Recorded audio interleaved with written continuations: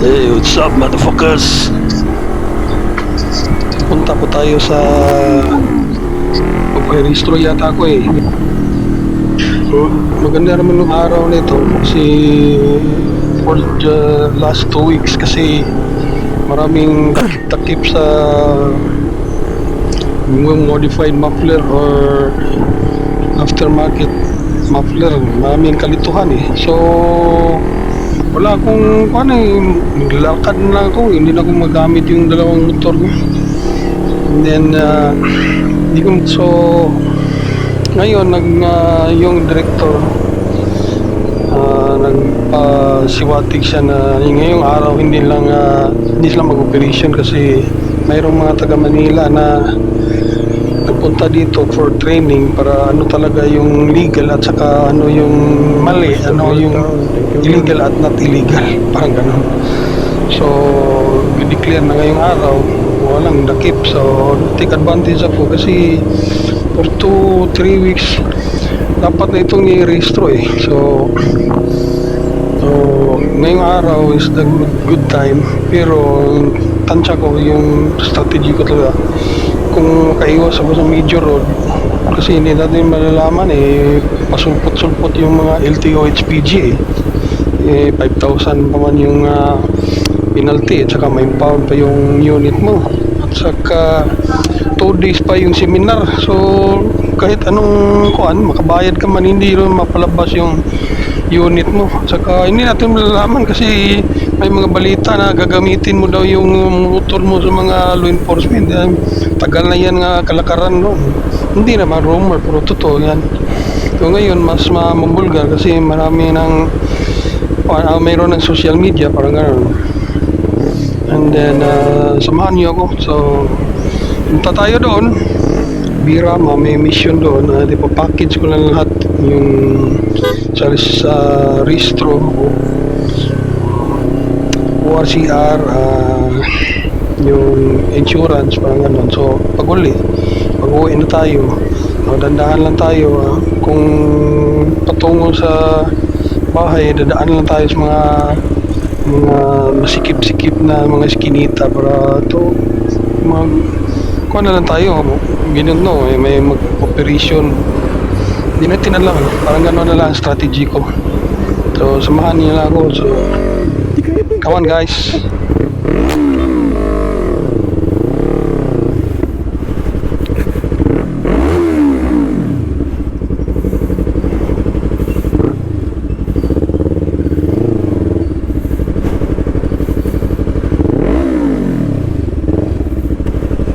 Bye.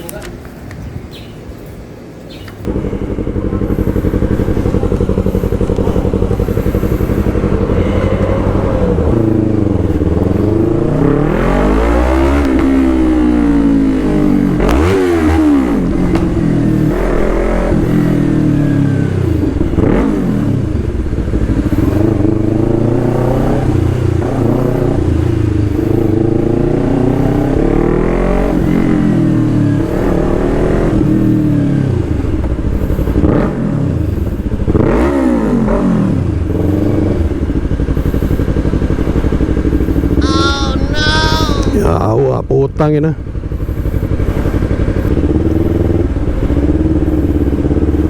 Hey, what's up? Thank you, Lord. Thank you, Santo Niño. Thank you, San Vicente. Nakaraos po tayo na na-register na itong motor natin. Grabe. Naubo pa ako, may lagnat pa ako. Hey baby, what's up? Hey baby girl.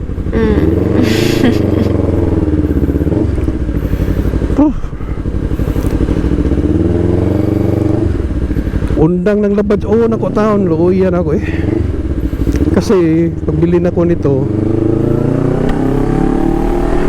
nag-away kasi yung former director. Kaibigan naman natin, kilala naman natin.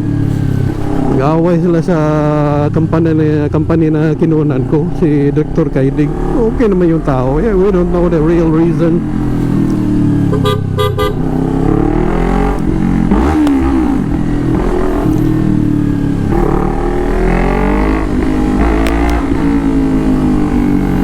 And then yun nga nakaregister ito sa Region 9. Okay.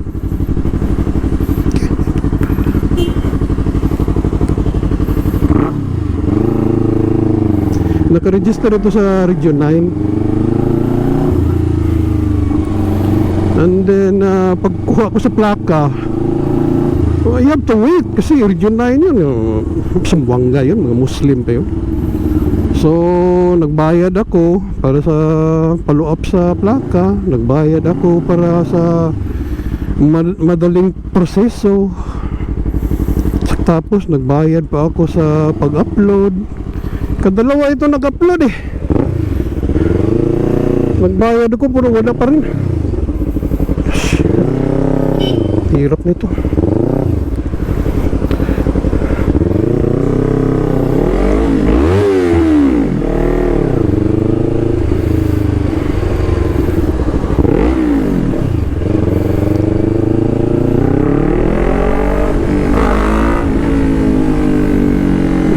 At doon tayo dadaan sa mga hilit-hilit na daan.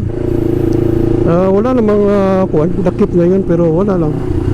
Gusto ko lang matest ito. Tagal na itong hindi na kuhan. And then nag-upload ako ng kadalawa. So kanina may problema na naman kasi nag-text sa akin ng LTO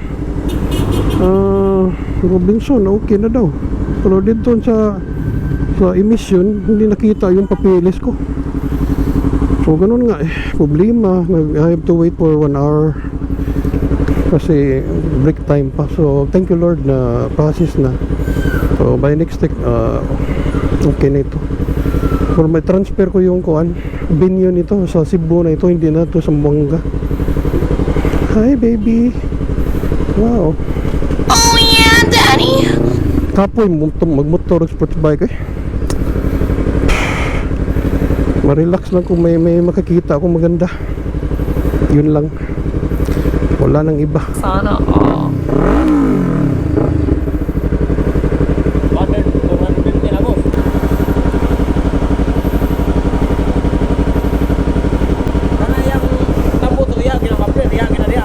Karon na nagipadagan kay paristro ni ibalik balay habula. Habula na di naman magamit. Di naman magamit. Picture na lang ni. Illegal ba?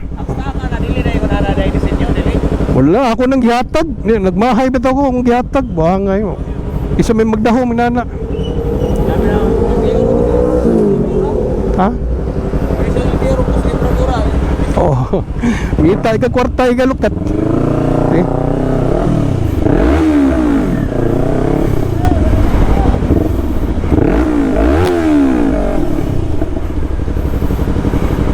Syagit na gusto ka.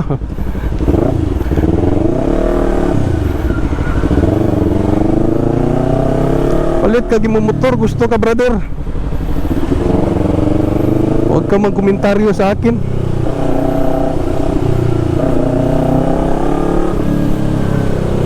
Pare, anas kong kaila. kita yung armas ko na mga pang showbiz na armas ko. Mainggit mo lagi. Ano po problema yan? Bili ka ng makuan. Bili ka ng mas maganda, mas mahal, para hindi ka mainggit. Ganun lang yan.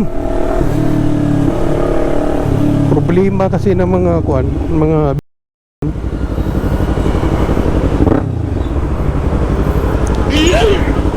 putang ina.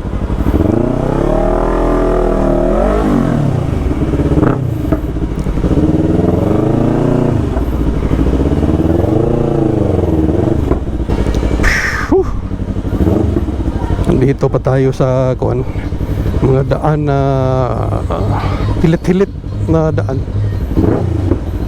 Standby po tayo sa kakilala ko. Gutom na ko eh. I want to eat.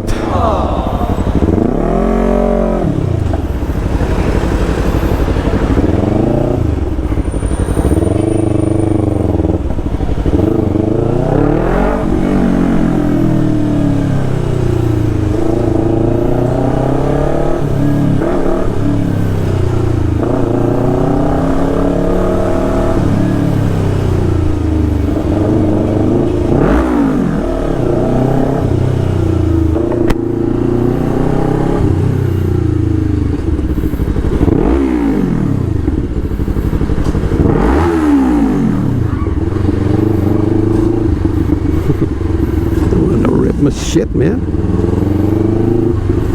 Lain sa tingin mo niya. Yung bago kong muffler S1. Yung dati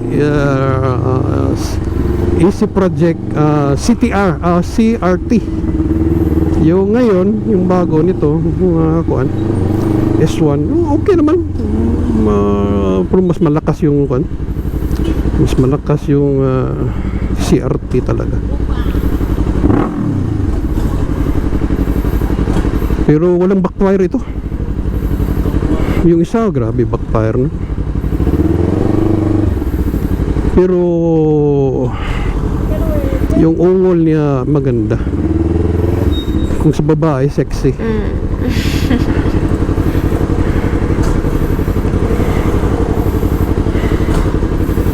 Sexy yung ungol niya.